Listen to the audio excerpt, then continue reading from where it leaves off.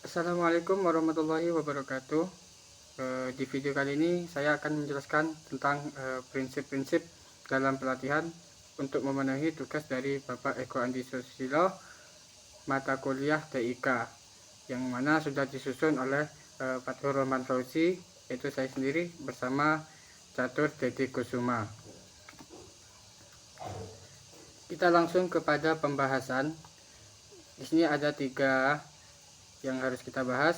Yang pertama adalah pengembangan multilateral, yaitu mencakup spesialis dan juga individualis.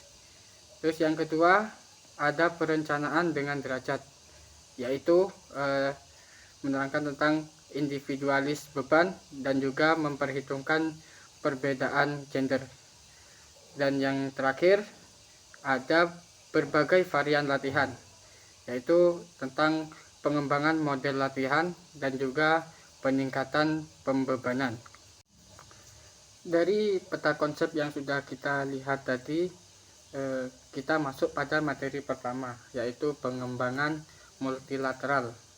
Yaitu untuk mendukung konsep pengembangan multilateral dibutuhkan sebuah perencanaan. Penggunaan perencanaan pembangunan teramat sangat penting selama tahap awal atlet. Sebuah pendekatan bertahap untuk pengembangan atlet sangatlah penting dalam langkah setelah konsep perencanaan multilateral diterapkan. Yang pertama adalah spesialis, merupakan proses non-unilateral yang kompleks yang didasarkan pada pengembangan multilateral. Setiap latihan yang dilakukan baik di lapangan, kolam, atau di ruang senam atlet akan selalu memilih spesialis kecabangan. Berbagai latihan dilakukan untuk meningkatkan kemampuan. Yang kedua adalah individualis, adalah satu dari latihan umum sepanjang masa. Di dalam persyaratan yang utama merupakan hal yang sangat penting pada hal ini. Terkadang ada beberapa hal yang kurang teliti dalam melihat persyaratan bagi seorang pelatih yang mengakibatkan menurunnya kemampuan atlet. Dan tidak sedikit atau bahkan bisa dikatakan sering pelatih menggunakan pendekatan yang tidak ilmiah pada pelatihan atlet. Baik, untuk materi yang kedua, yakni tentang perencanaan sesuai dengan derajat penerimaan, yaitu perencanaan pelatihan harus dipertimbangkan betul dan harus berdasarkan analisis secara keseluruhan yang meliputi beberapa aspek, yang dimana aspek tersebut sangat berpengaruh bagi atlet, yaitu usia biologik, usia latihan, dan riwayat latihan, dan lain-lain. Selanjutnya adalah individualis beban latihan. Setiap pelatih harus mengobservasi para atlet dari kemampuan teknik dan taktik atlet, kemampuan untuk menyesuaikan beban latihan dan yang akan terlihat ketika sudah dilakukannya sebuah observasi. Dan tidak lupa beberapa faktor mengenai usia biologik, usia latihan, dan lain-lain ikut berperan dalam langkah mengobservasi. Selanjutnya adalah mempertimbangkan perbedaan gender. Sebagai peneliti mengatakan perbedaan gender berhubungan dengan faktor anatomikal dan biomekanikal. Dan ada juga beberapa mengatakan bahwa pengalaman terpisah dan akses latihan secara terpisah menjelaskan perbedaan pada kinerja.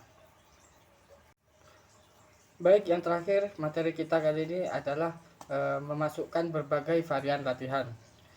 Varian adalah salah satu dari komponen kunci yang diperlukan untuk merangsang penyesuaian pada respon latihan. Periode latihan dapat menurunkan kemonotonan atau kebosanan dalam latihan yang akhirnya merangsang adaptasi fisiologik yang hebat. Variasi dalam latihan dapat membentuk dalam kesatuan rencana latihan di berbagai tingkatan. Mempertimbangkan perbedaan gender.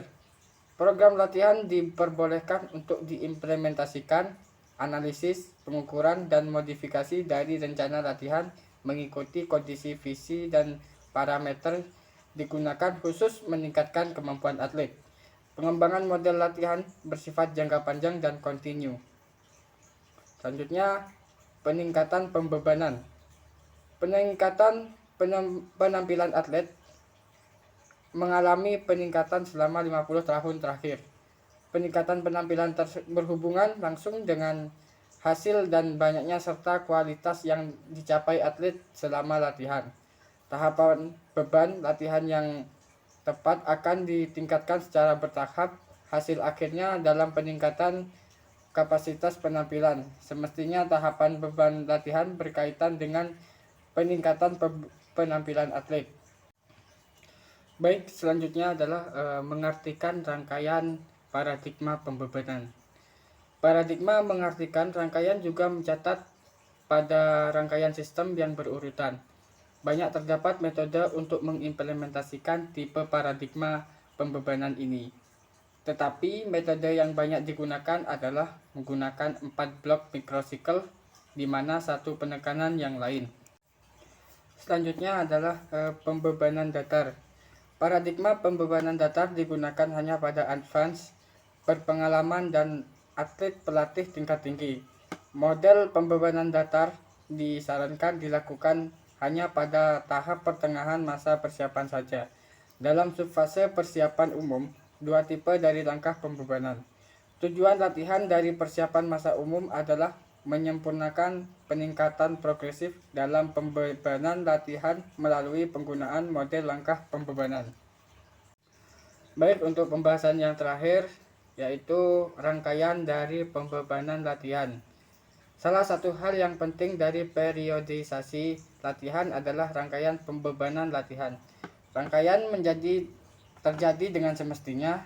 Tiap blok atau fase akan berpotensi untuk fase latihan berikutnya. Setelah blok latihan yang pertama, sebuah blok yang memusatkan pengembangan di dalamnya diberikan. Setelah ini selesai dilakukan, atlet diberikan latihan pengembangan kecepatan bersamaan dengan penurunan pengembangan kekuatan serta penurunan latihan aerobik. Baik, itu adalah serangkaian penjelasan dari prinsip-prinsip pelatihan. Kurang lebihnya mohon maaf. Saya mohon pamit undur diri. Assalamualaikum warahmatullahi wabarakatuh.